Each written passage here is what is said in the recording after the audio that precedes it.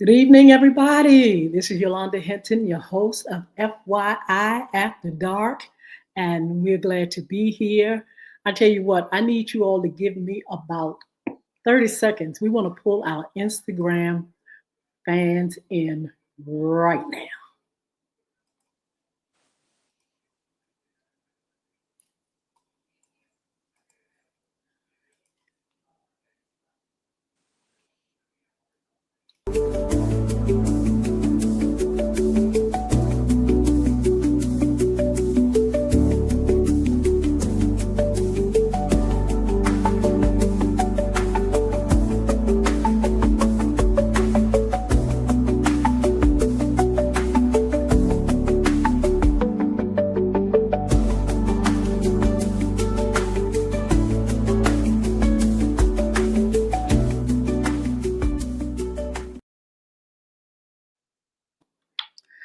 Welcome again, everybody. I am your host, Yolanda Hinton of FYI After Dark, and I am so glad to be here. I want to welcome Facebook Live, Twitter, LinkedIn, YouTube, and Instagram.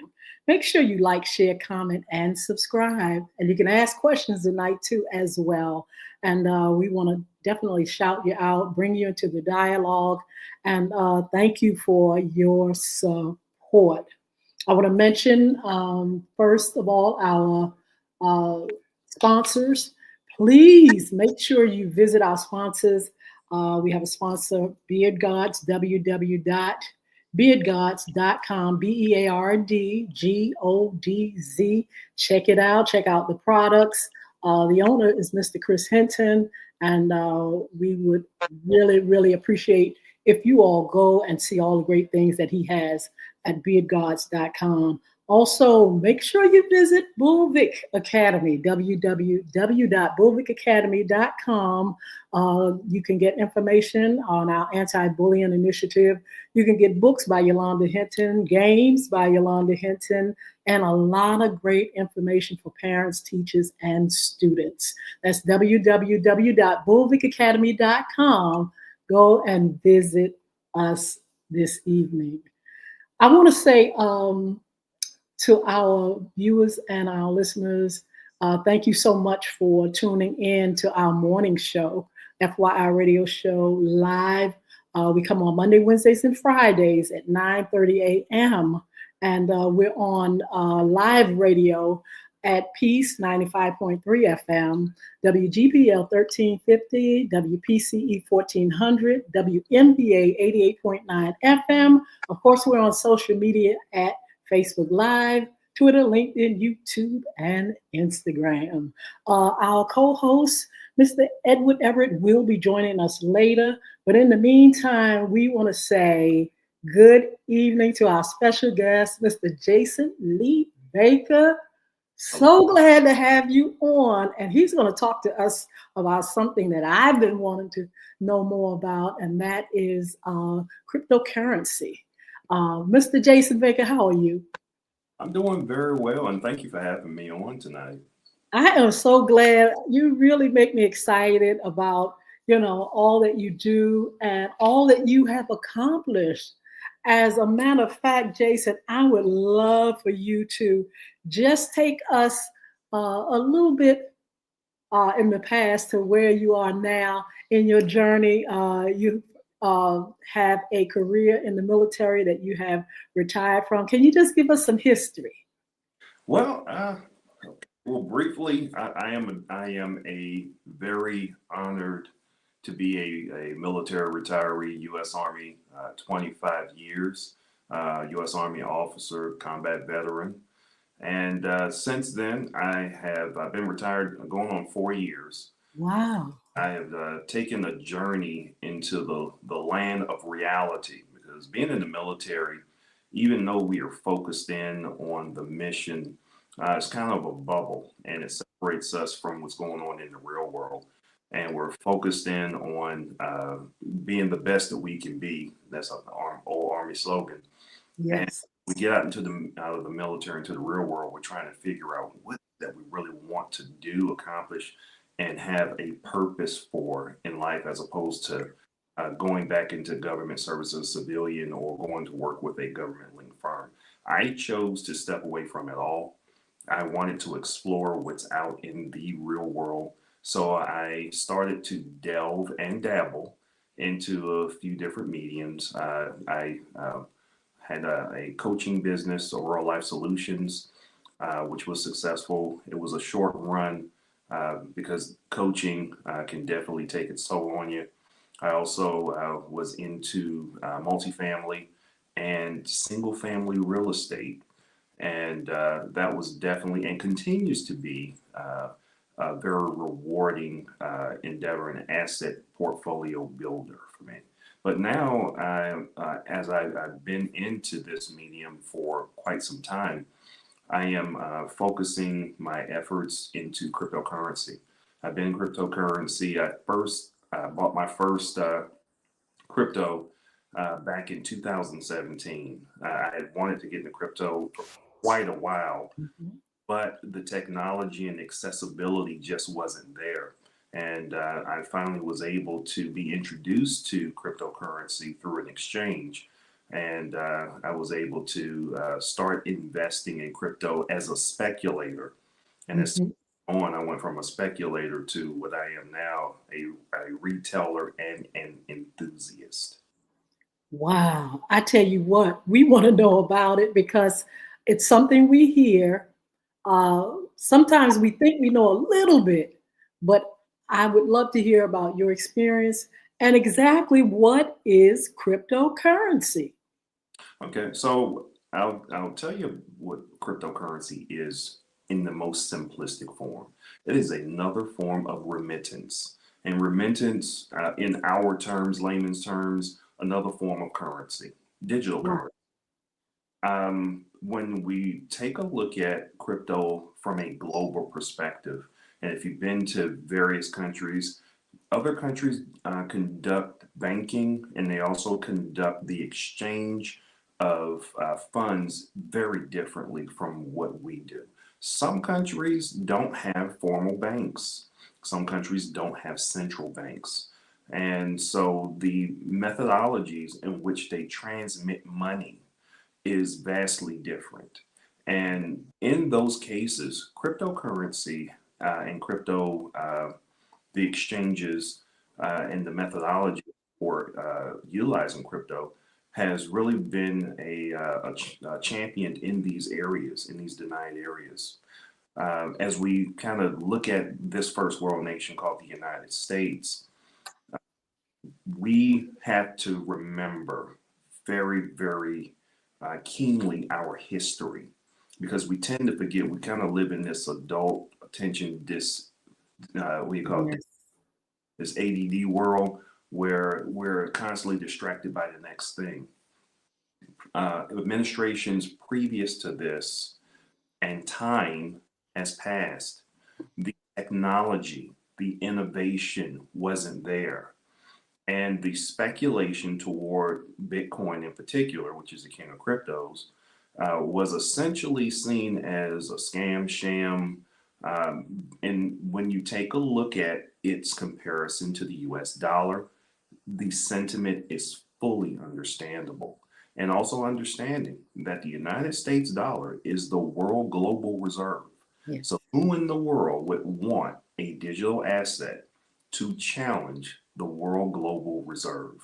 I know if I were in charge, I would be a little bit wary about that. And I understood at the time why administrations in the past were a little bit skeptical, fearful, and even very rambunctious against cryptocurrency. Absolutely. Why did you feel the need to look a little deeper? You know, you had the facts, you knew that it's kind of a scary thing for all of us, you know, something new. We're used to the dollar, the dime, the nickel, the penny, the quarter. What intrigued you about cryptocurrency? Okay.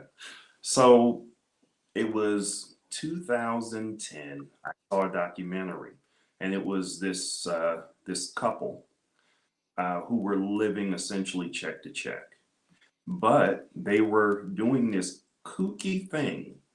They were spending all their money in their electric bill to mine Bitcoin. Mhm. And all of their friends, their family thought they were a bunch of crackpots. Wow. And they dedicated themselves to mining Bitcoin. Well, they went from living check to check to now being mega Oh, millionaires wow. when Bitcoin came into the mainstream. Wow. To give you some perspective, when I was first introduced to Bitcoin, it was around $534. Mhm. And I said to myself, that's kind of expensive, Yes. crypto. Well, we fast forward to 2025 and you look at the current chart. A Bitcoin is 94,660. Ooh, So it makes that $534 looks like pennies. absolutely. And so for anyone, if you were to say to them, hey, why don't you take $5,000 and invest it into this asset here? The first thing you say, are you crazy? I don't even know what that is. However, when you fast forward to 2025, that $5,000 would easily put you close to or well over $1 million. Oh, wow. And that's why I am a crypto enthusiast today. That is amazing. I want to welcome our co-host, Mr. Edward Everett, aka Mr. E. Good evening. And a pleasant good afternoon to you, and thank you so much for pulling in. I apologize for being a little tired. I had a little paperwork that I had to do, but I'm here. I'm here, and good afternoon, Mr. Baker. How are you? Doing well. How are you, Mr. E? Wonderful, wonderful. It is always a pleasure just to be in your presence, man. You bring so much great joy and so much wisdom and so much knowledge. Thank you so very, very much. Well, Mr. E, get your pen and pencil, paper, and everybody else out there. We have people coming on. If you all have questions for Jason, make sure you put it in the chat. This is going to be a great conversation. And we're going to go to our next question, which I am very curious about. Jason, what makes cryptocurrency so important under the current presidential administration? Okay, so I mentioned earlier that cryptocurrency, and I'll start with this Bitcoin. Um, it came into the mainstream around 2009, Wow. and during that time, you heard the media bash crypto Yeah. over it. And I remember when crypto went from 500 to 800, then it went from 800 to 3,000, and then it went from 3,000 to 18,000. And when it went to 18,000, there was this great media FOMO, fear of missing. Mhm. Everybody wanted to get a Bitcoin when it was at its highest. Wow. Folks started getting Bitcoin. It crashed down to $1,000. And the media, and not only the media, JP Morgan, and other big institutions began to pile in about what a scam Bitcoin is. Wow. This is what the average American didn't know. Those big institutions started to see the value in it. And so they were selling you the rumor that it was a scam. Wow. We're secretly Mhm. uh, one of the breaking points for big institutions to start investing in crypto, where you have a lot of institutions and banks rushing into the crypto market today. And this is my opinion. It's because there can be uh, uh, some people who see it differently. Yeah. But perspective, Elon Musk. Mhm. Elon Musk with Tesla before he broke out into SpaceX and all the rest. He took a risk and he invested several $100 million into Bitcoin.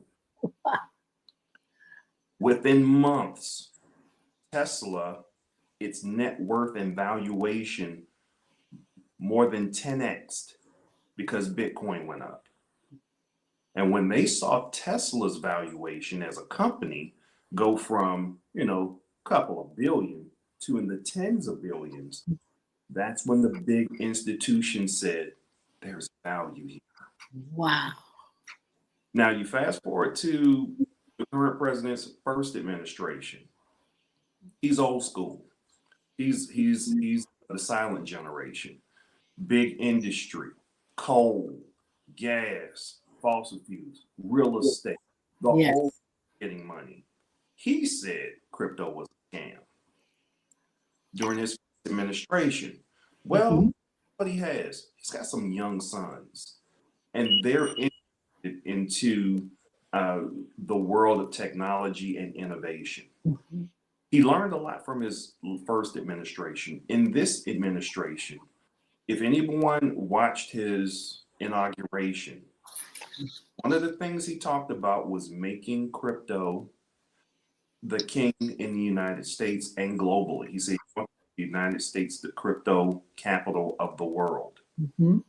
What's driving that is innovation, technological innovation.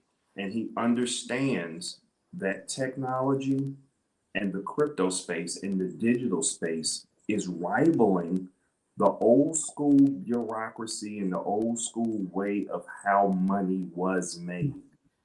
It moves too slow, but Wow. moves quickly. And that's one of the reasons why you see him just churning out executive order after executive order, because he's trying to change the way we do business globally with economics, finance, deglobalization. And instead of moving at the speed of bureaucracy, he wants to move at the speed of innovation. Mhm. He tested what he wanted to do with with this America First policy.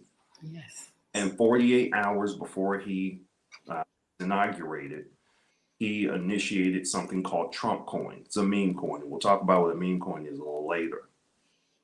The Trump coin took his net worth that he worked all his 78 years to get. He was worth $4 billion 48 hours before inauguration. His coin drops, and his net worth in 36 hours later skyrockets to 40 billion. 40 billion in 36 hours, make his 78 years of hard work look in vain. Wow.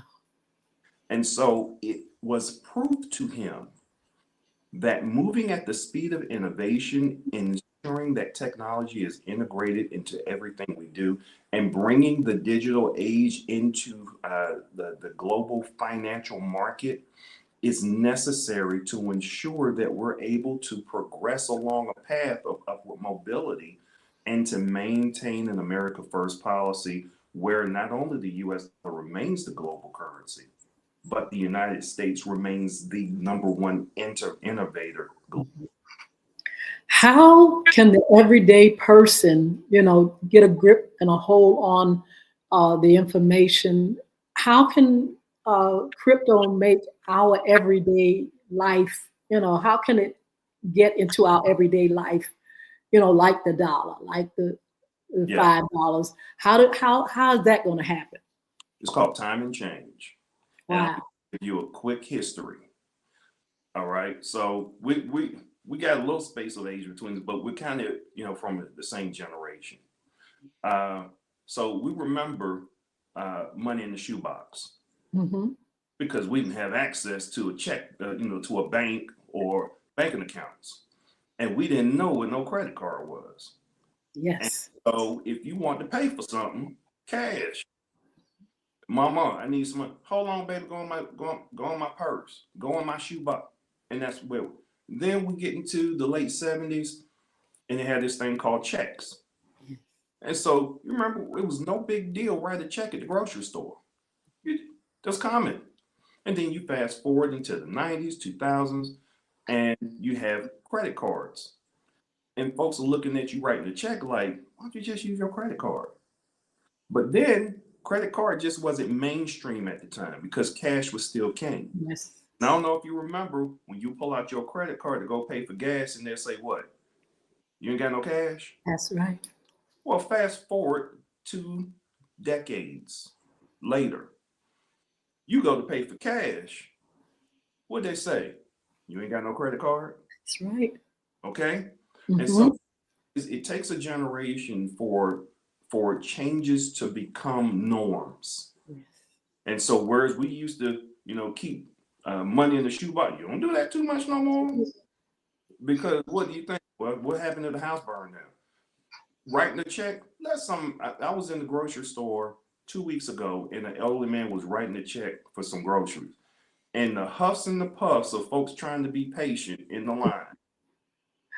Just like, why you just don't use your credit card? Why you ain't bring cash? And so when as we progress down this line, there are technologies that will go from being introduced to being something speculative, to being something that people are trying out, to being something that people use every single day. I remember talking with an auntie, and we were talking about Cash Apping, and she's like, "What's that?" Mm-hmm. Now that's all she talks about. Let me Cash App you. And so it took 10 years for the introduction of the idea of something called a Cash App or a Stripe to now it being a mainstream thing. Wow. I will say for those of us who are 50 and over, to make sure that we maintain a pulse on innovation, because we don't want old trope of being the grandpa, the grandma with the VCR with the 12 o'clock that's still flashing. Yes. If we don't maintain a pulse on innovation, we can easily get lost in cryptocurrency, stable coins, and digital coins become a norm in the banking system, which is being constructed right now with legislation. And we want to make sure that we are able to understand and be sensitized to what cryptocurrency is and how it's utilized to be able to just maintain our everyday existence. Absolutely. How can we get more information and knowledge? People are kind of like I said earlier, we hear about it, but where can we study it, or who's going to teach us about cryptocurrency? Yeah. So I'm leery about saying go here or go there, or listen to this person or listen to that person.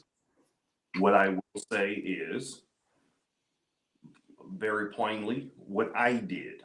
Mm-hmm. I was curious enough to find out for myself. Mm-hmm. We're from a generation where if you're curious enough, you're going to go find it. Mm-hmm. And we have information at our fingertips. Disclaimer, I'm not trying to tell you where to go because they ain't paying me. And so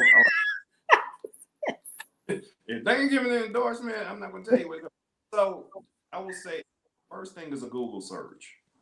Google, what is crypto? You got AI assistants in the search bar. What is cryptocurrency? What is Bitcoin? How can Bitcoin be utilized in everyday purchases? And those are the questions that, and hope if you're listening, just those 3 questions that I just said, use those, and that will start the journey to understanding crypto. And that's the thing. It's not necessarily right now listening to me saying I need to jump head first into crypto. Mm-hmm. It's about being sensitized to understanding it exists. Yes. And going to be a mainstream financial utilized asset as we go forward. It's going to become mainstream. Right now, about 1% of Americans own cryptocurrency. 1%. Wow. And so when it gets to a point where we get to 10% or 50%, and that's just in the United States, when we get to a place where it's more than that globally, there's going to be a big rush and a sense of urgency to implement cryptocurrency into our everyday lives. Okay. There are forms that will help us with that. Mm-hmm. The banks are trying very hard to get into the crypto space. And that's being helped because of the current administration. Back in January, the president signed an executive order, which the ripple effects have deregulated a lot of the legislation that was previously put on crypto, and allowing the SEC to develop the legislation and the rules for its implementation and integration into global into finance and the global finance at large, since the United States dollar is the global reserve. And so for banks, your bank, wherever you bank, they're itching to get into crypto. They'll be offering that crypto. Just like they offer you stocks and bonds, eventually they'll offer you crypto. You'll hear about the crypto exchanges, just like Coinbase or Kraken, to name two of them. And I'm naming those because they are publicly traded companies now. They're trying to get into the banking space. Wow. And the reason they're trying to get into the banking space is to make money off of people by offering them loans. And so the cryptocurrency is going to become mainstream eventually, because the institutions that own them or want to own them are going to offer them. Okay. Pause. Mm-hmm. My thoughts are these. I would impress upon those who are 50 years or older to be curious enough to say, let me Google crypto exchanges and see how I can establish a crypto account. Mm-hmm. You can also look on YouTube. How can I establish a crypto account? And the whole thing is empowering the individual to get the crypto themselves, as opposed to waiting for the banks to offer it. Now, second pause. There's nothing wrong with the banks offering it. You're just going to pay a premium for it when they do. Wow. So if you go get it on your own at a crypto exchange, yes, you're going to pay an exchange fee, but that's just very, very small in comparison to what a bank will offer. And Absolutely. I'm going to pause there. Jason, I want to know, do we look at it in two ways? Do we look at it as investment? Do we look at it as coins, as dollars, something that you can take to the store? Both. Okay. The answer is yes. Mm-hmm. So this is where we are, and this is where we're going. Where we are, I have been investing since 2016, and I'm investing because I have a 10-year plan, and that 10-year plan keeps getting stretched out another more years. So right now I'm in the midst. I think I've re-engineered my 10-year plan. I'm 2 years into my next 10-year plan. Wow. First 10-year plan was Bitcoin. Mm-hmm. This next 10-year plan is alternative coins, and we'll talk about that a little later. And the thing is with Bitcoin, and which is the king of cryptos, it's called digital gold. Mm-hmm. The blow up of Bitcoin was the first wave of cryptocurrency. Wow. We're in the midst of the second wave. So a lot of people feel like they missed the boat when Bitcoin blew up to $100,000. Yeah. You can't cry over what you didn't know and what you didn't have. Absolutely. We're in the midst right now. We're at the beginning stages of this second wave of cryptocurrency in altcoins. And what's special about the altcoins is these coins are tied to real world assets. They're also tied to the way that we exercise remittance across boundaries and across countries when it comes to exchanging cash or exchanging currency or exchanging assets. Mm-hmm. So first there was Bitcoin, which was digital gold, and people had become millionaires off of it. They take it and they cash it in for dollars, and then they do whatever they want to do with it. Yes. Next wave is coin, cryptocurrency that is tied to real world assets like real estate. There are some that are tied to science. There are some that are tied to global finance. There are others that are tied to how we exercise a remittance across currencies.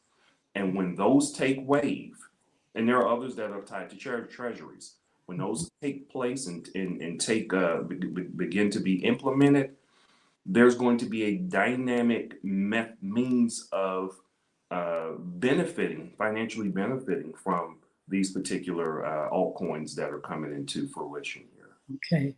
Now you mentioned that Americans, especially over 50. Now, why did you say especially over 50 should start investing? Because we rest on our laurels. It's just Mm. I'm 52 years old. I'm retired. Now, what comes with that is, and I remember what I did last year. What I did last year is I said, I'm going to go full retirement mode. And I sold all my businesses and I became a deliberate stay-at-home couch potato. Social and introverted. And there are those who are over 50 when they decide they're going to retire. The kids are out the house, they're empty nest. We turn this thing off because we don't have to use it anymore. Yes. And what happens when I put like this, given what's going on right now with the current administration, turning our brains off, we're going to get overrun with innovation. Wow. We're going to get overrun. And it's going to hit us where it hurts the most, our finances. If it was just a thing of you're going to get overrun because the new phone is coming out or the new 3D camera is coming, I'd be like, okay, well, hey, it is what it is. But because it focuses on finance and the technological innovations that are driving and dynamically changing finance, we have to keep our brain switches turned on because one, what happens, let's say, in the worst case scenario, given what's happening with the tariff wars or what have you, and the United States defaults and is no longer, the US dollar is no longer the world reserve currency, then what? What happens if the dollar crashes? What happens if we go into a depression? And I don't want to scare anyone, but I want to push us back to 100 years ago.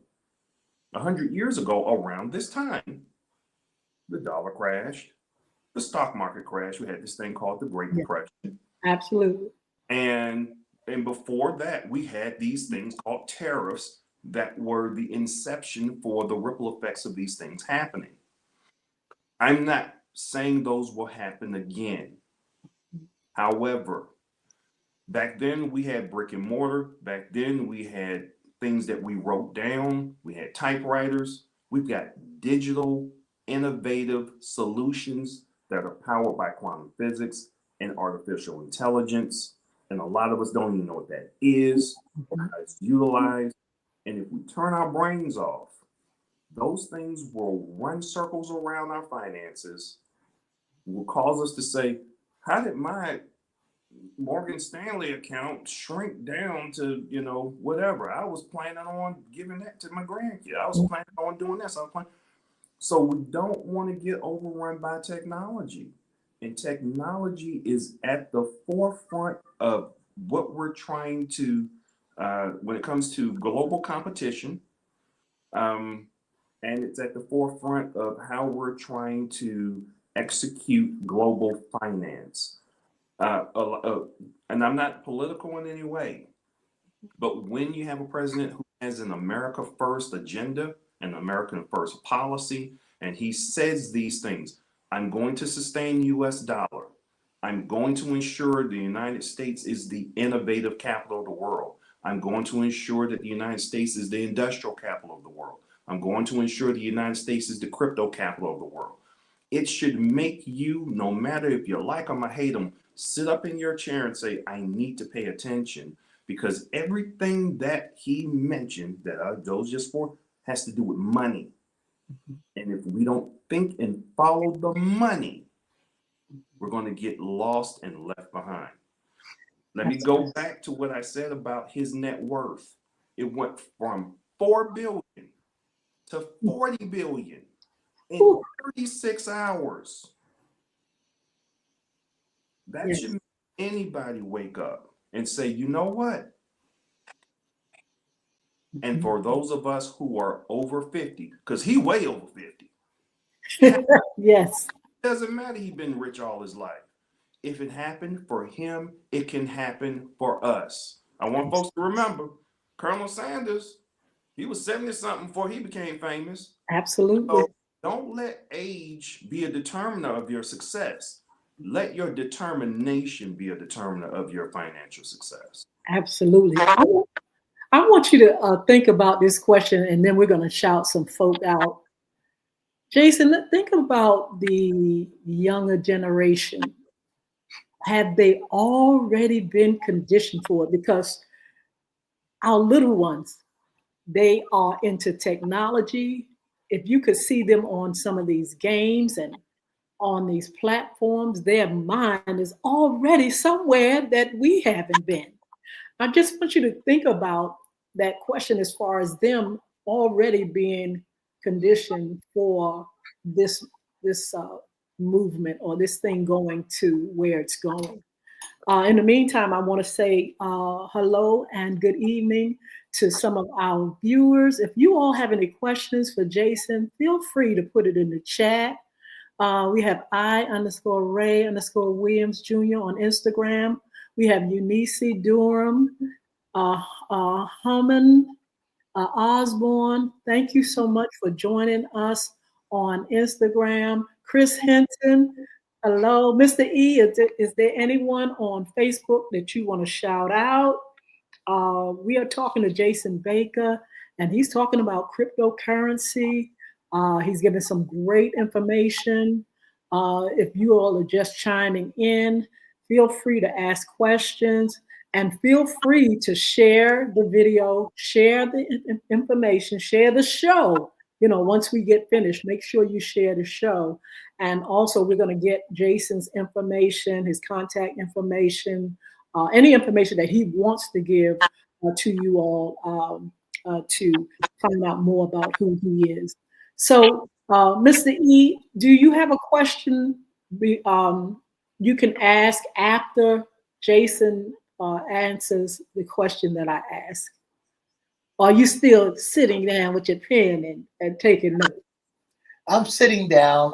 I'm sitting down again. I'm taking notes, and because there's some things that's churning in my head because I have been talking to several other people around the globe about Bitcoins and also about this cyber cryptocurrency. I have been talking to a lot of people around the world about it, and also been talking to people about the difference between China Bitcoins and Trump and Melania Bitcoins. You know, so I've been looking at that and looking at the market because it like Jason was saying, it's a digital market. It's a digital world because China and Melania Trump and Donald Trump currency, cryptocurrency is worth a whole lot of money. Absolutely. So, Jason, my question: this generation that they're babies, they're coming up and they already have a mind for technology that it's just kind of unbelievable to sit back and watch. Can you address that? Yes, indeed. So every generation has their culture, and that culture is built around the type of innovative solutions to current world problems. And we are in the digital age. That digital age is essentially all around us. When you take a look at how you used to manage your finances, they taught us in school how to balance your checkbook. What in the world is that? You couldn't even say that to a kid nowadays. I write checks only because we have still some old brick and mortar institutions whose technology is yet to be updated due to budgetary constraints. Um, but when you take a look at the current generation and you tell them, hey, tell me about what you got in your account, Wow. and they know, just like that. There are other factors that are driving the direction of the current generation. I really want to focus on Gen A. I think Yes. Gen Alpha, because that's the generation that will live in an age that doesn't know anything about analog. They don't know about the transition from analog to digital. They live completely in a digital world. That's the generation that will be fully integrated and fully immersed into this way ahead. I'm going to talk just a bit about the current administration and these executive orders. These thoughts for folks over 50. Instead of getting emotional about what you hear the president doing, go on the president's page and read every executive order he puts out, because he's telling you exactly how he's shaping the direction of this country.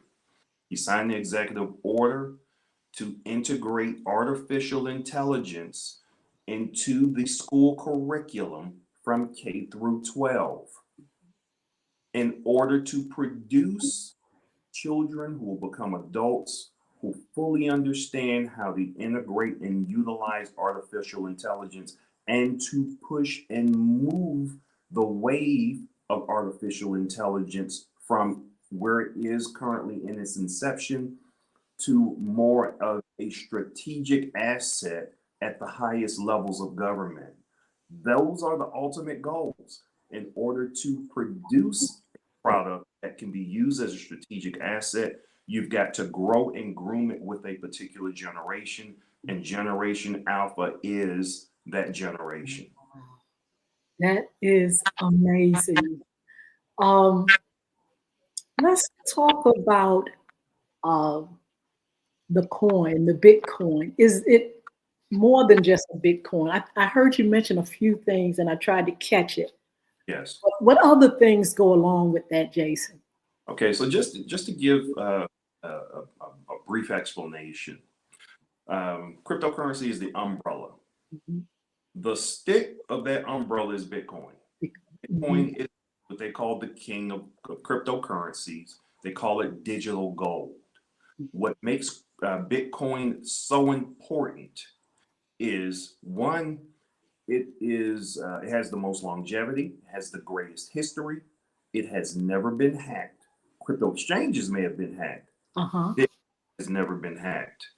It has become a store of value. It has become a store of value and has become a trusted store of value because of its history, and it hasn't been.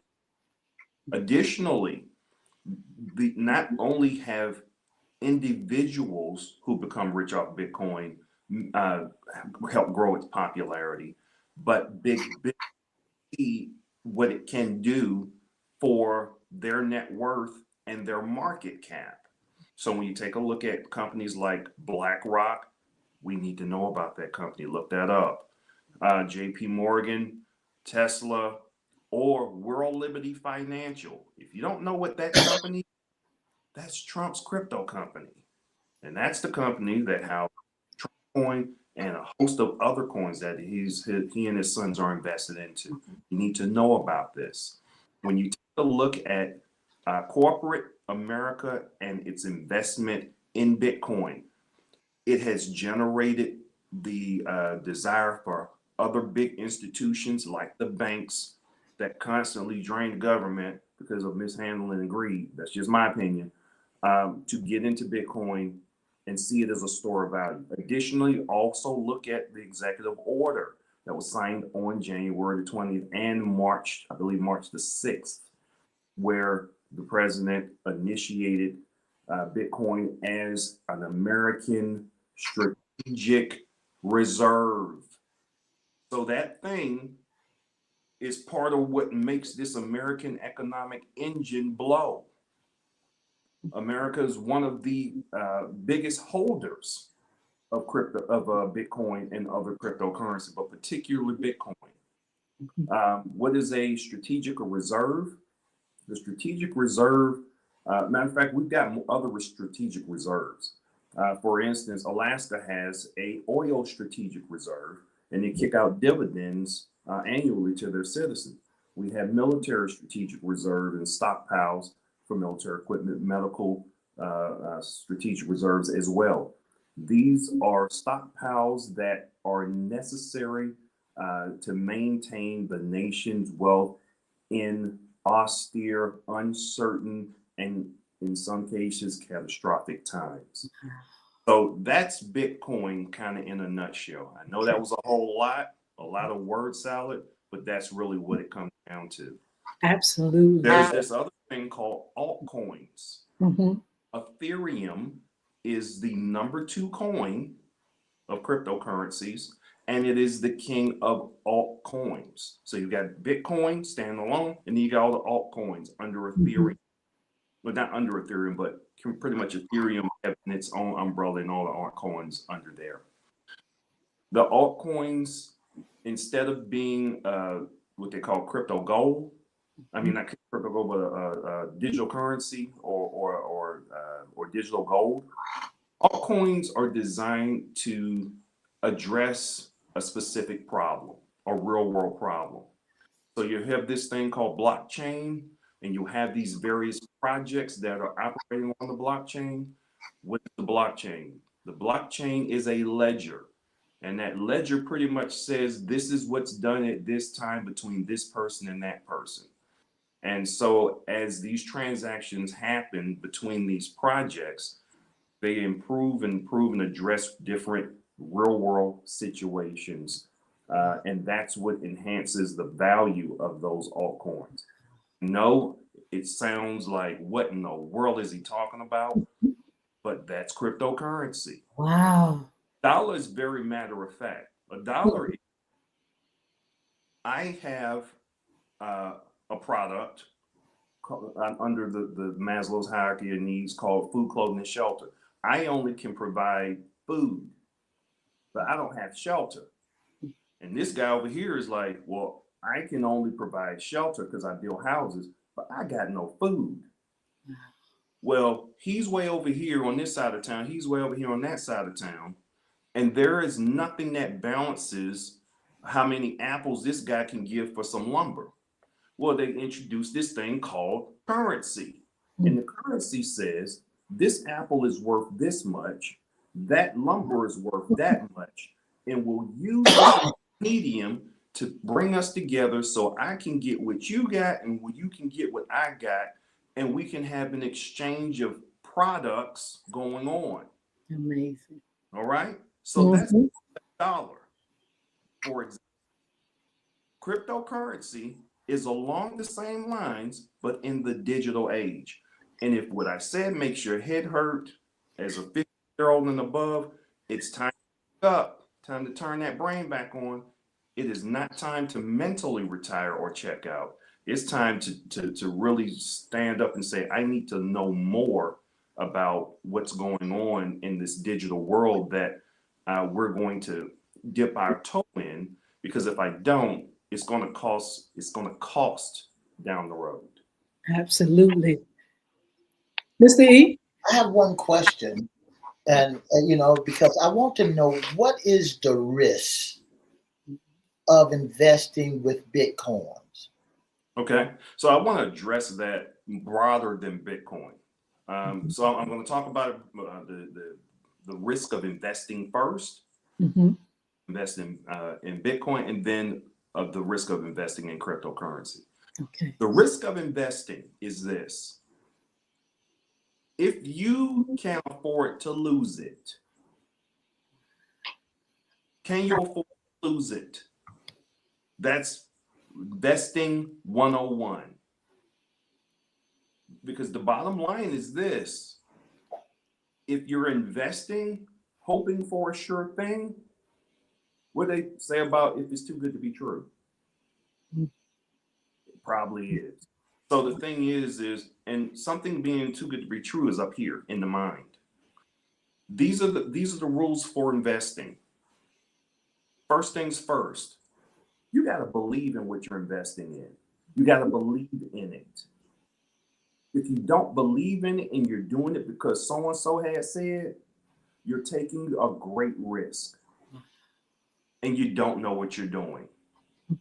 And what can happen is if you invest, it doesn't matter if you invest in a popsicle stick that's melting in the sun. If you don't believe in it and you holding it in the sun, it's going what? That popsicle gonna melt all over your hand. And what you gonna do? You're gonna throw it away. And the person who believes in it will say, well, why'd you throw it away? All you had to do is, and then you would have got what? The benefit of the popsicle. Mm-hmm. Well, I didn't know. You don't invest if you don't know. Always invest in what you understand and believe. The second thing is you can believe in it and nobody else believes in it. Mm-hmm. That if you believe in it and nobody else is, I guess it makes you the sole fool. I ain't nobody fool. I'm just saying. Make sure that you have others that believe in it. So if you believe your apple is worth 50 cents, somebody else better believe that apple is worth 50 cents. And that way y'all can start either building a community or you can build a system of exchange for money in that product. So believe in what you're doing and make sure other people believe in what they're doing. Absolutely. Also, understand that if something happens and that particular product fails, well, things happen in life. Sometimes you trip down the stairs and you don't even know why. Sometimes you start choking and don't know why. Things happen. But if you believed in that product, you can say, well, things happen. And you don't fall into this great depression of, oh my God, I don't believe everything's. So that's the first thing when it comes to investing. Believe in what you're doing. Make sure others believe in it too. The second thing when it comes to Bitcoin. Bitcoin is a speculative and highly volatile asset. It swings violently. When you compare Bitcoin to the stock market, the most volatility that we've seen has been since January the 20th. Yes. And you take a look at what happened since what we call Liberation Day between the 2nd of April to the 9th of April. That was more volatility than we've seen in a very long time. Yes. Well, stocks go boop, boom, boom, boom. Okay. That's not normal. That's not normal, but it is normal for crypto. Okay. When you take a look at where Bitcoin is today, trading at around just under $95,000, that's up from just 2 weeks ago where it was trading at $74,000. Yes. That is down from where it was trading back in January at $110,000. So when it comes to Bitcoin, this is what a couple of crypto experts will say. They will say this about Bitcoin. It's never too late to get into Bitcoin. You'll always make money on it. I believe that. It's just a matter of how much. Absolutely. And a matter of being able to time Bitcoin's price to determine how much you're going to be able to benefit when it comes to Bitcoin. I'll give you this example. I don't care how violent Bitcoin swings. Why? Because I was introduced to Bitcoin when it was a couple of $100. Mm-hmm. Well, it can go all the way down to $20,000 and I won't be faded. However, if you invested in Bitcoin at $94,000 today and it drops to $18,000, how are you going to feel emotionally? Real bad. Real bad. But then, what are you going to do 5 months from now when it swings to $150,000? You're going to feel real good. Mm-hmm. So the thing is, the thing about cryptocurrency, in particular Bitcoin, if you don't understand how to manage your emotions, you'll be on an emotional roller coaster when it comes to investing in Bitcoin. This is what people do when it comes to stocks and cryptocurrency. There's this thing called FOMO. You've heard of it. Fear of missing out. There's also this thing called FUD, fear, uncertainty, and doubt. And those are the things that cause people who are investing in Bitcoin and don't understand it or don't believe in it because they're just investing it because auntie or cousin or grandson so-and-so said do it. That's where they end up losing money. They invest when it's at its peak, and when it drops, they sell and they lose all the money. And they say, that ain't nothing but a scam. No.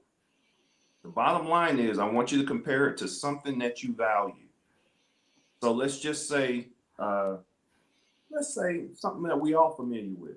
A pair of Jordans, a pair of J's. A pair of J's will put you out about, forgive me if I'm too old-fashioned to know how much a pair of J's are. That pair of J's is about $550. But you can get those same authentic J's for $250. Would you pay $550? No. You're going to pay $250 to get it. So when people, the new J's are out, they'll rush to get them for $550. When in 5 months, the popularity will go down, and them J's gonna go down and be on sale for $250. So the thing is, when it comes to cryptocurrency, wait for that they call the dip. Wait for it to go down. Mm-hmm. Okay. And so when you exercise patience and waiting for it to go down, because you'll think it'll never go down, it will go down. Mm-hmm. Then you invest.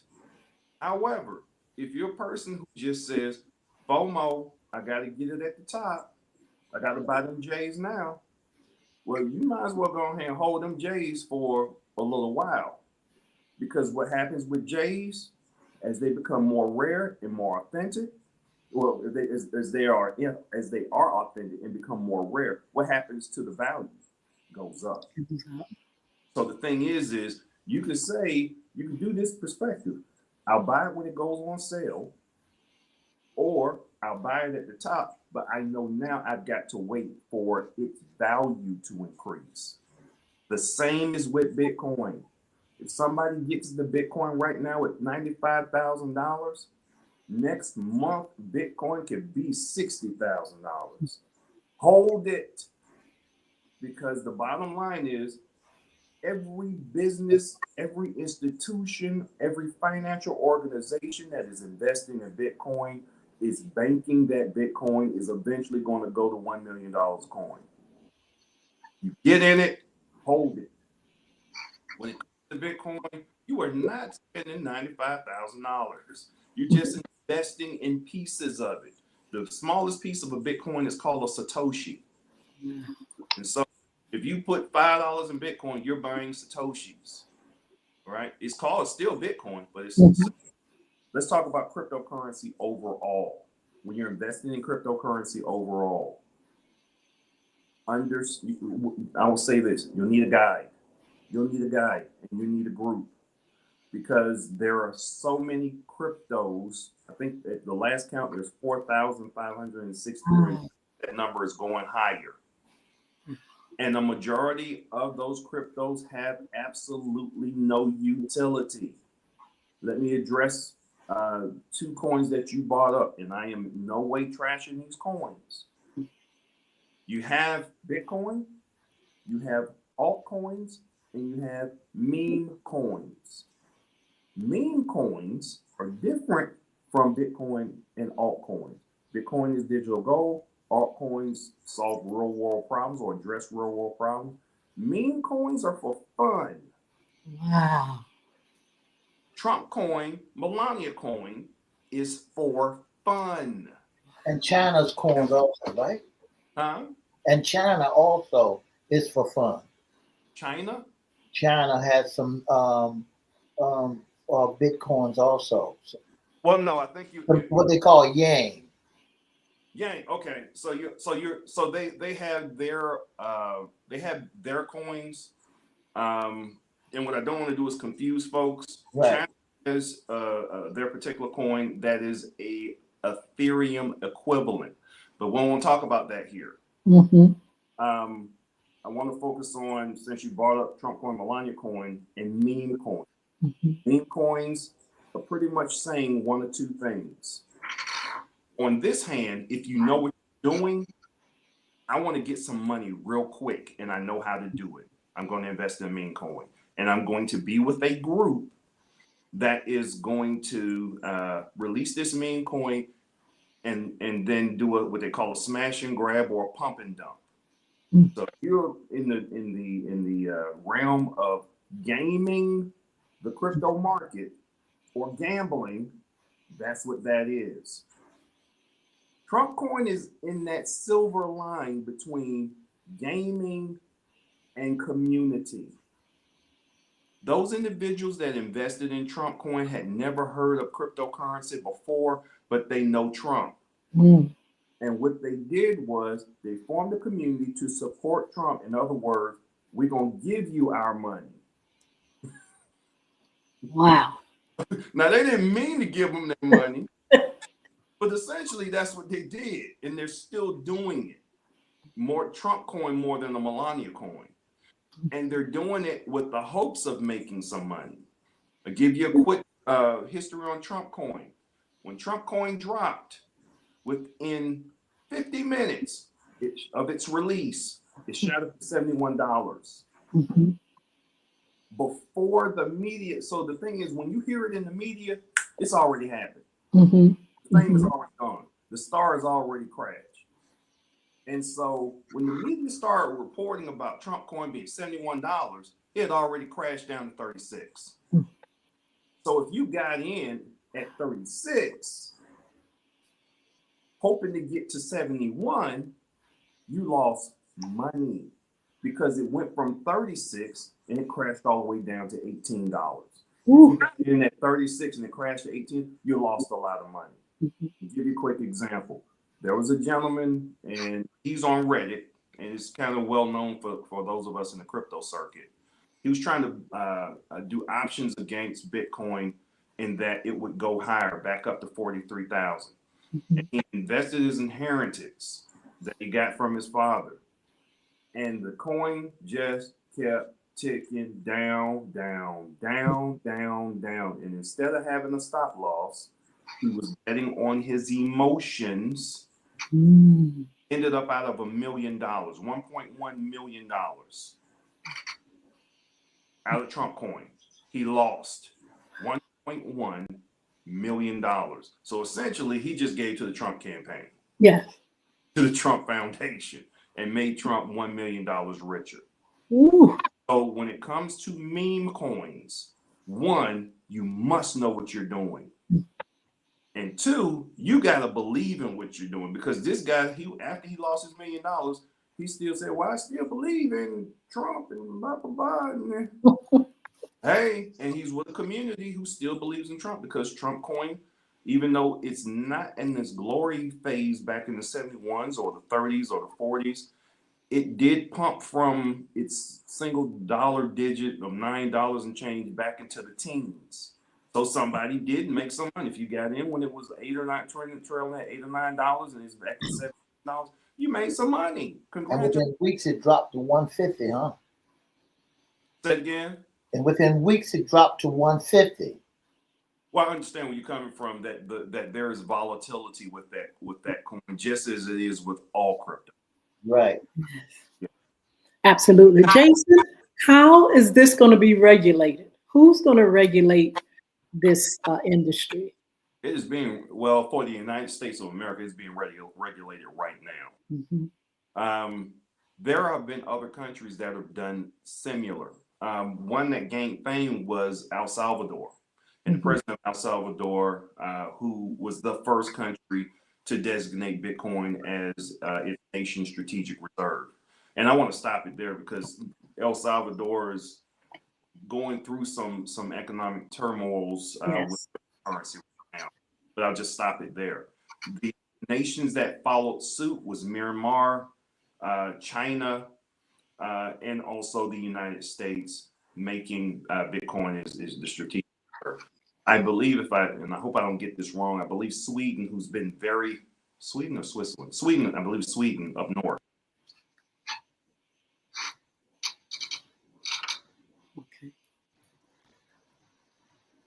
Jason is muted. Can you hear me? You're muted. Okay. Okay. We're gonna let you go ahead and get that in. I'm not sure if you can hear me good, but somehow you have. Okay, I think I hear you. Uh-uh. Let's see. I don't know what happened. Let me see if there's something I can do on my part. But anyway, you all are listening to Jason Baker talking about cryptocurrency. And I'm telling you, it is something that it's here. Nothing you can do about it. It's here to stay. But we can learn more and more about it. Jason recommends you Google, find out, what it's all about. I know people are scared because people get scared over a lot of things. I remember when the microwave came out. I remember when the computer, people was calling it the devil. And Yeah, yeah. people, don't understand, innovation and the future and what's happening, and that when things are finished or if we're evolving, you cannot stop change. President Obama says, change you can believe. And I'm telling you, things are coming about, and it's nothing you can do about it. Learn more, get an understanding, ask questions, investigate, and get your mind at ease about the things that will change in our world.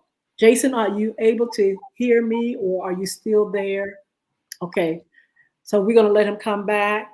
But Mr. E is something that, we hear a lot. I'm just wondering, when you hear and talk to people, are they a little nervous and scared about it? I think the main part of it is the knowledge of Bitcoin. Mm-hmm. Because folks don't understand the knowledge how Bitcoin operate. But I'm so glad that because we got Jason here to give us knowledge on how to work Bitcoin.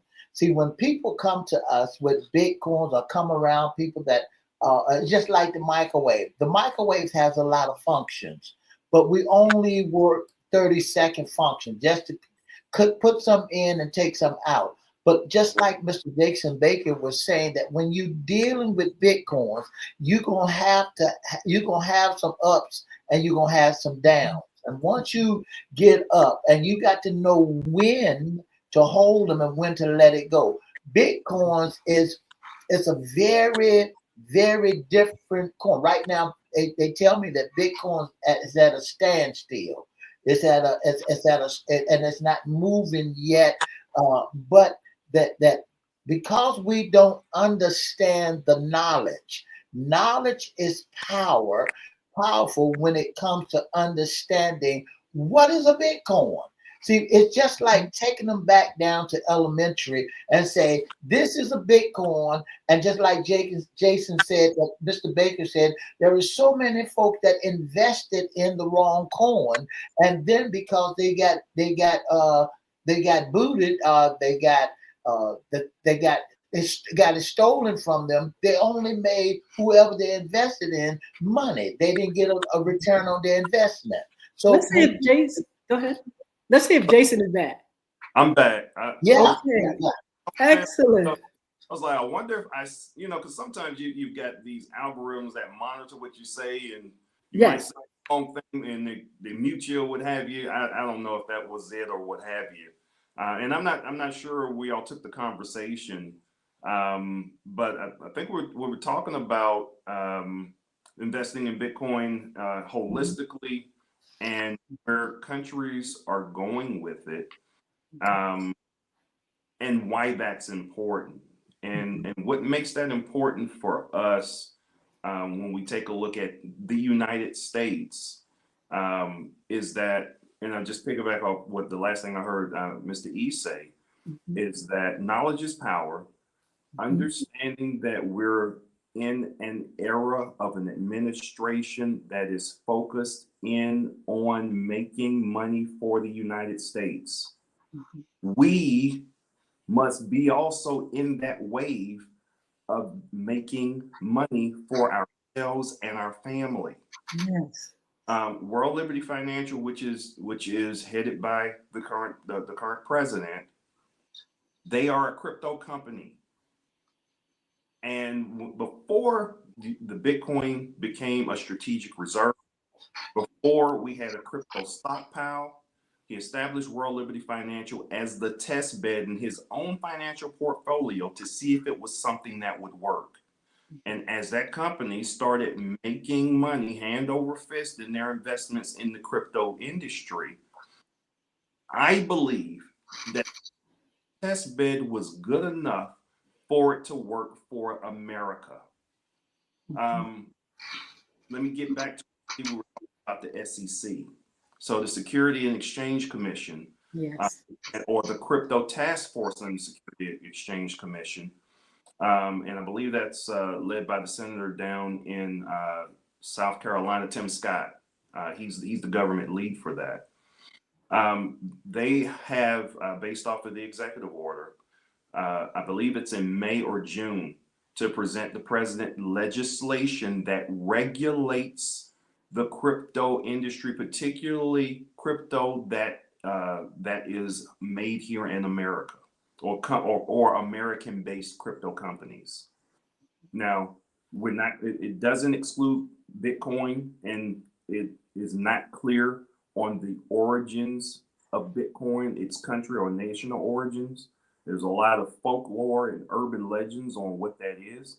Ethereum is also a European company, but there are a host of American-based crypto companies that can stand to benefit from this legislation.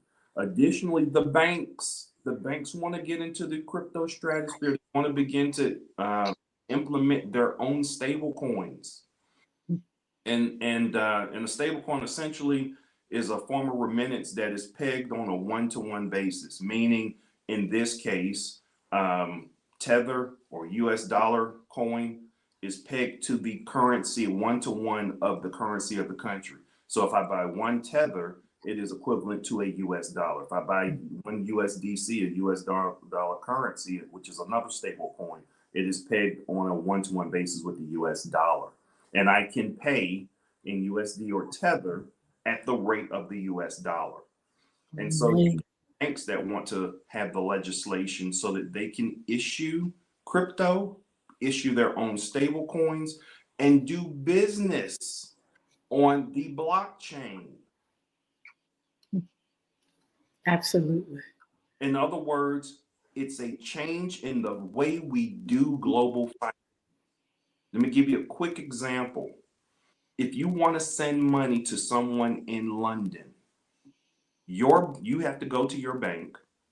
You have to put in a request. There is the bank that sends it to a regional bank here, that sends it to the regional bank there, that sends it to an exchange there, that sends it to another middleman, back to the bank, back to your bank. Do you see all that hoopla that goes? And Yes. everybody along the way is getting paid. That's right. That's right. It's such a big fee. You want to wire $1,000 to London, and it costs you $250 or $1,250 to wire $1,000. Is because you got to pay everybody along the way. Absolutely.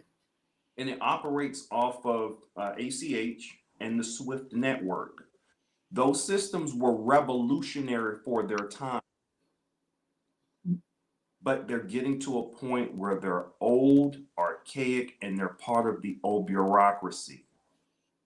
There is real world ledgers, assets, and I'm going to use one particularly. It's called Ripple or XRP. And they have a Ripple ledger that does with the ACH system and SWIFT system in an instant. Wow. So ACH and Swift take maybe about 5 to 7 days to get your $1,000 to so and so in London. The Ripple ledger does it just like that, near instantaneously, and for fractions of pennies on the dollar. So just imagine if you need to send $1,200 a week, and really all they're getting is that's $250 a week. Adds up. But if you do it on the Ripple ledger, you're probably paying maybe $1.50, $2.50 for that $1,000. $2.50, $250, and they get it instantaneously with on the Ripple or XRP ledger versus using ACH or the Swift system. And so when you're talking about enhancing global finance through innovation, technological innovation, these are the things that us over 50 need to be sensitized to. And we need to understand, love them or hate them, our president is signing these executive orders to direct it to happen. It's happening day by day. And when it happens, and we expect the writing on the wall for these things to really go into fruition is later in this summer. We anticipate crypto and alt season exploding. Mr. E was words to the effect that that cryptocurrency and Bitcoin are kind of like trending sideways. It is. We don't know if we're in a bull market or a bear market right now. However, we know where Bitcoin was in January. And we're anticipating it not just going back to that high, but surpassing that high. One thing about Bitcoin, it always goes back to that high and it surpasses it. We're looking to go beyond 110,000 a coin to upwards of 150,000 this year. The same thing with Ethereum. Ethereum has been trending sideways between 1,200 to 1,700. Ethereum at its height was roughly right up under 5,000 a coin. And we're expecting Ethereum to, when it starts trending back up to, $3,000-4,000 a coin, it's going to triple and trickle down to all the other coins as well, such as Ripple, such as Render, such as XLM and Ondo Finance. These coins, these altcoins that are tied to real world assets and address real world problems. Absolutely. Jason, I'm going to ask you a question. It could be hypothetical, or you may know the answer. Okay.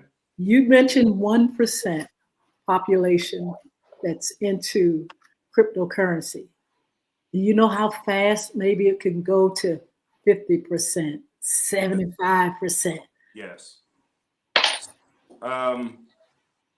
This is why the banks are moving so fast. This is why BlackRock, this is why JP Morgan and other major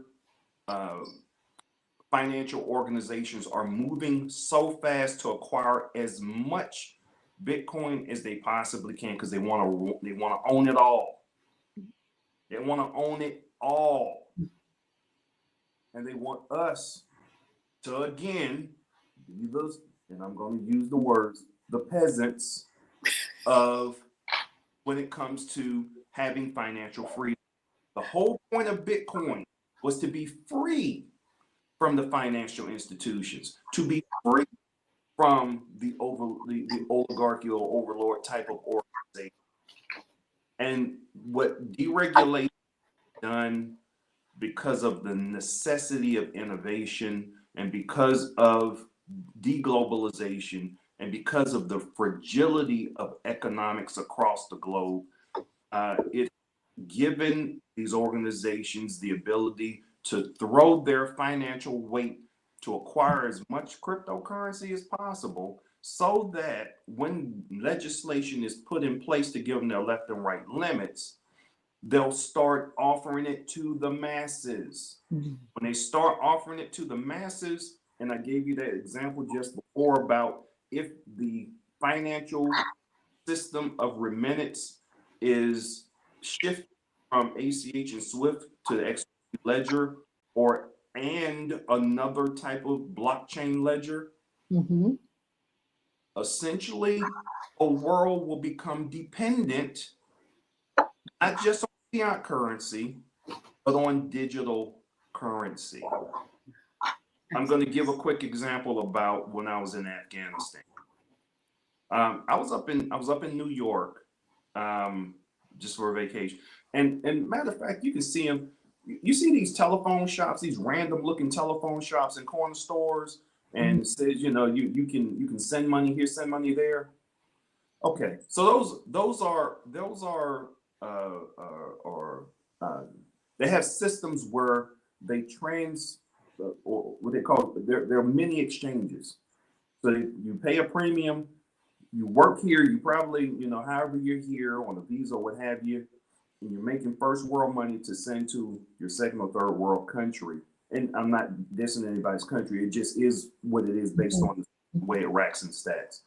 So if you're sending money back to your family in Afghanistan, it goes from the US dollar here, and they wire a buddy and say, hey, I'm going to have this money, give this money to this person, and we will give you this in exchange. And so what the family ends up getting, you give them $100 US, the family ends up getting whatever the equivalent is minus a percentage in that nation's currency. That system gets cut off because we no longer transmit on ACH or SWIFT.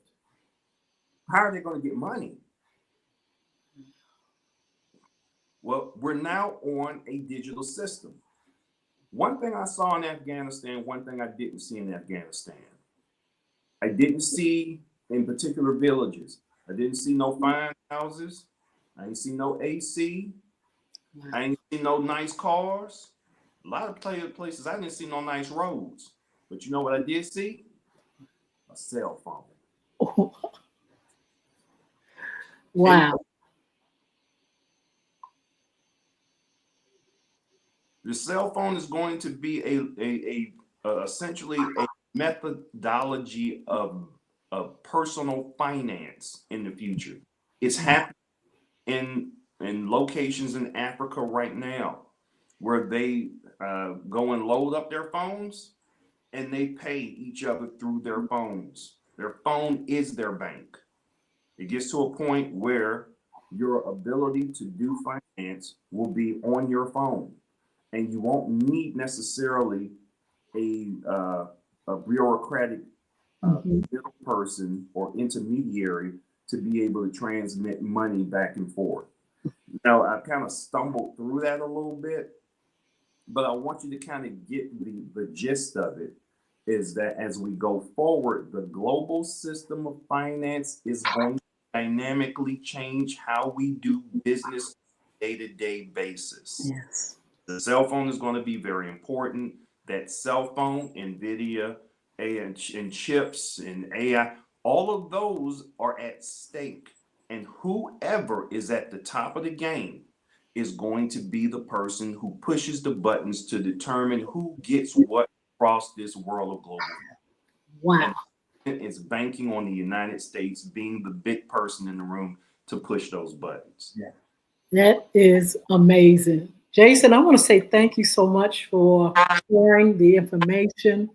If there's information that you want to give, your website or your email, anything that you feel you want to give, you can take the time, and then we're going to let you have the last say on the subject matter. Okay, so today's session wasn't about getting anyone involved in crypto. It was about sensitizing those of us, especially of 50 and over or 40 and over, about crypto. It is important to just be sensitized sometimes. If somebody says the weather is changing, in other words, winter is coming, don't mean you can run into Walmart and get your coat. You got a couple of months before winter comes. It's just about understanding that there's a change in the weather. And as the days or time progresses, you take it upon yourself to start learning how that change is coming and what you need to do to start preparing. And that's why I say we're from a generation that when we ask the question after a while, what do parents say? You got them Encyclopedia Britannica I paid all that money for, go look it up. We're from that generation. If we want to know something, we go look it up. We're not looking for anybody to give us our sources in the comments or say, well, tell me. No, go look it up. Because the bottom line is, Mr. E say, knowledge is power. Empowering yourself is the greatest power you can give yourself. Do your own Google search. Do your own research. And when I say research, really just look up some information. Start typing into the computer. What is crypto? What is Bitcoin? What is America's role in cryptocurrency? Just those 3 questions. And there will be more than enough information to get you reading and trying to understand what all of this is going forward. Eventually, it will point you toward crypto exchanges. Eventually, it will point you to videos on how to acquire, set up a crypto account. And I'm not going to do that because we're not endorsing those or getting endorsement by those folks. But it's really about empowering yourself and sensitizing yourself to what it is. I tell you what, thank you so much. I have learned so much. I know Mr. E is very curious too. Our audience, you all can still, in the chat if you want to ask questions, or either, as we talk to people, Jason, on the streets and stuff like that, not that they know so much, but it gives us an idea of how much people are talking about it. Before you go, who is like the scripture says, who does men say that I am? What is the buzz out in the street? And so, Jason, what are people saying? The average person, what's the buzz out there in the street? Answer that for me of what people are saying, what this is, or if they're afraid or whatever. Okay, so let's get to that in a nutshell. Crypto, what is that? I heard about it. That's what people are saying. Oh, wow. And the reason it is being said that way, because remember, 1%. So that means 99% of them don't know nothing about it. Wow. I attempted to introduce crypto to a family member, and the family member said, "Well, is it like Cash App?" I said, "No. Well, if it ain't like Cash App, I don't want nothing to do with it." This is the family who it took 10 years for them to get on Cash App. Okay? And so the bottom line is, if we're taking a look at how our psychology works, it's going to take, it will take some, as we call some technological years, which could be between now and 2030, for us to have between 10 and 25% of the population that are invested in crypto, and at least another 25, meaning a total of 50% of the population in the United States that know what crypto is and are more than curious about it because they're hearing about it all the time. And so what it takes somebody to put a commercial out there beyond thespian influencers, because we know we ain't gonna go down that road again with the FTX crash. Yes. It takes a bank or institution, a trusted institution, to say, hey, let me give you this 30-second commercial before your Netflix comes on to tell you about this coin. And then when that starts happening, because the regulation is there to give them the left and right, that's supposed to going to start saying, hey, you heard about this and you heard about that. And the media, MSNBC, Fox News, what have you, when they start saying the next crypto boom is here, which essentially means it's too late, that's when they're going to run and have their FOMO. And then once they invest, it's going to crash. And then it's going to be FUD. And then they're going to sell, and then they're going to be mad. And then we're going to go through this big old societal reconditioning and reconnection of how we do business in the economic space until it goes from being speculation to strange to normalized. It takes its own time. Absolutely. Thank you so much for being on. Uh, we're going to say goodbye to our special guest, Jason Baker. But again, you all can still put information in the chat or questions, and we'll definitely get them to Jason. But thank you, Jason. We will see you again on FYI After Dark. Fantastic. Thank you for having me. Thank you, sir. So, Mr. E, wow, talking about an education That's right. and inspiration, actually. You know, it makes me feel as though we are living in a different time. You know, I remember when my father passed away and my mother moved us here to Norfolk, Virginia. I can still see the way it looks. I can still see the cars that my grandfather and uncle and them had driven. But 1 year later, when we moved, my mother built a home, my grandmother moved next door, built a home next door. 1 year later, the whole world had changed. It was different. Instant, Oh, sudden. it was just so different. It was like the world had just evolved in that 1 year. It was just amazing. And so when I listen to Jason, I think about the suddenly. I think about how things change and evolve. And I think about the minds of this generation and our children and those that have been born to usher in, you know, a lot of things. You know, it's just goes to tell you that change, you can believe change is here, and we're smack in the middle of change, and it's nothing we can do about it. That's right, Miss Hinton. Change is coming, and this, like Jason said, Mr. Bacon said that digital world is going to really blow our minds. So I told somebody the other day, never be afraid to jump into the digital world because it's going to come. It's just like having a microwave. And once you get a microwave, you don't know all the functions or what that microwave can do. Jump in there and try it. It's just like when we introduced the computer. You can make all the errors in the world, but you got to remember it can't hurt anything. So you're going to get ready for change, and change is going to come. Absolutely. Before we go, I want to give some announcements. Crystal Community Development Corporation, Young Women Achieving Success, Wednesday Pizza and a Dialogue. You can still bring your youth group or your young people or your daughter, son, your niece, nephew, parents can come out. You can call 757-287-6792.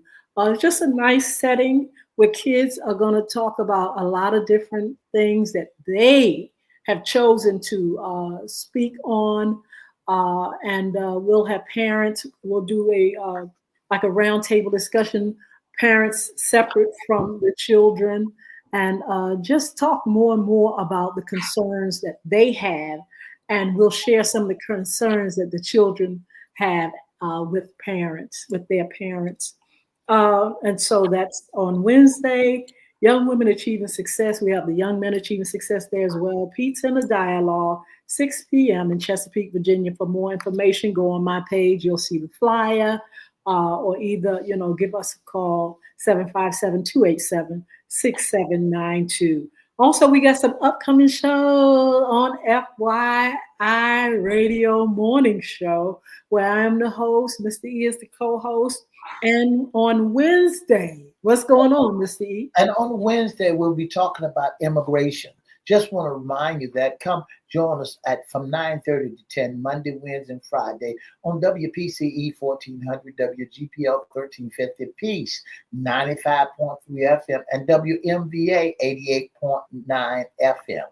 And on all social media platforms, just in case you might be too busy to get to your radio, you can load us up on your telephone. That's right. Wherever you go, you can pick us up on your telephone by going to 1350, 1400 AM. Go to church webcast, click and listen live. That's all you have to do is go to church webcast, Click and listen live. If you on your iPhone, all you have to do is hit that little that blue bar, and it'll come up for you. If you're doing it on a Android, go to Google Chrome, click and listen live, and you hear the sound wherever you may be. You can catch FYI. Don't forget on Wednesday we got Mr.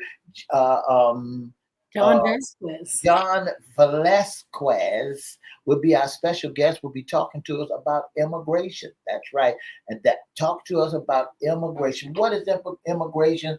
Who is involved in immigration, and who to be afraid of what's about to come down the pipeline when it comes to immigration. Absolutely. Immigration and deportation.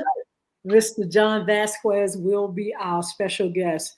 Okay, we'll continue with our men and women issues on our Wednesday segments, Fun Friday. Please join us for some great topics, women's issues, but also FYI After Dark.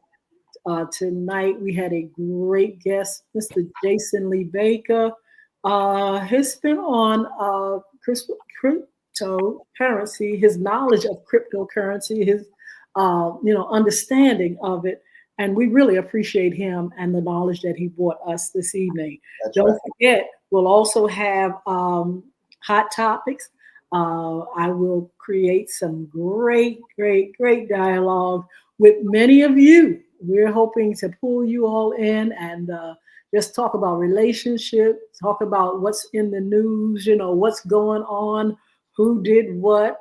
We're going to really delve into some great, great topics on this platform. Mr. E is going to come with what's around the town with the community news. Hey, we're going to find out what's hot in our 757 area. We want you all to join us. We come on Mondays at 6 p.m. We're on all social media platforms, Facebook Live, Twitter, LinkedIn, YouTube, and Instagram. And so FYI After Dark is here. If you all want to be a part of the dialogue or be a panelist or help with our to create some of our hot topics, Mr. E has the team. Mr. E, tell them how they can be a special guest, intern, or sponsor, or somebody that is going to help us to build this platform. If you'd like to be a special guest or sponsor of the most talked about radio show, all you have to do is give us a call at 757-714-7861. That's 757-714-7861. Or you can email us at FYIRadioshow@gmail.com. Or you can go to Facebook page at Edward Everett's Facebook page, Miss Yolanda Lady Hinton's Facebook page, or FYI Facebook page. Or if you'd like to be a special guest or be in our audience, all you got to do is email us your email, and we'll email you back to let you know the time that we'll be having you on as our special guest or are just in our audience. Don't forget to join us Monday, Wednesday, and Friday from 9:30 to 10 on your radio dial 1400 W88.9, 95.3, and 1350 AM on all social media platforms. And if you want to download, if you want to put us on your cell phone, go to 1350 AM, 1400 AM, click and listen live. Absolutely. So we're glad to have you all this evening to come and be a part of FYI After Dark. All you all that are on, that I missed your name, thank you so much for your support and coming on and viewing and listening to our conversation. Don't forget to follow us on social media. We have YouTube channels. You can go to FYI radio show host Yolanda Hinton on YouTube, or Crystal Records One, CRISTO Records One. I'll put up all the other platforms and the links so you all can find us and follow, like, share, and subscribe. We really need your support. So thank you again.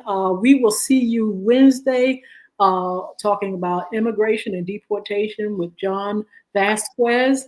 And look, you all have a good evening. I want to say thank you so much, Ms. Mardell Lewis, for joining us.